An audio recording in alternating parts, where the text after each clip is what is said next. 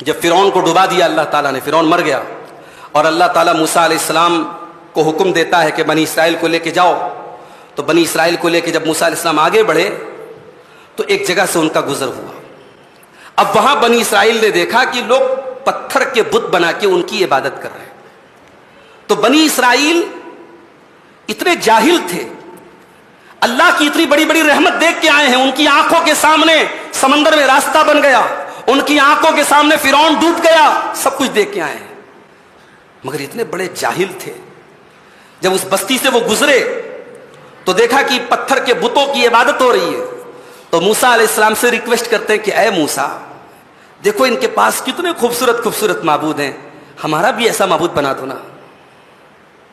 یہ موسیٰ علیہ السلام سے ڈیمانڈ کرتے ہیں کہ جیسے ان کے پاس پتھر کے بت ہیں جس کی یہ عبادت کرتے ہیں، اے موسیٰ ہمیں بھی پرمیشن دو، ہمارے لیے بھی کچھ معبود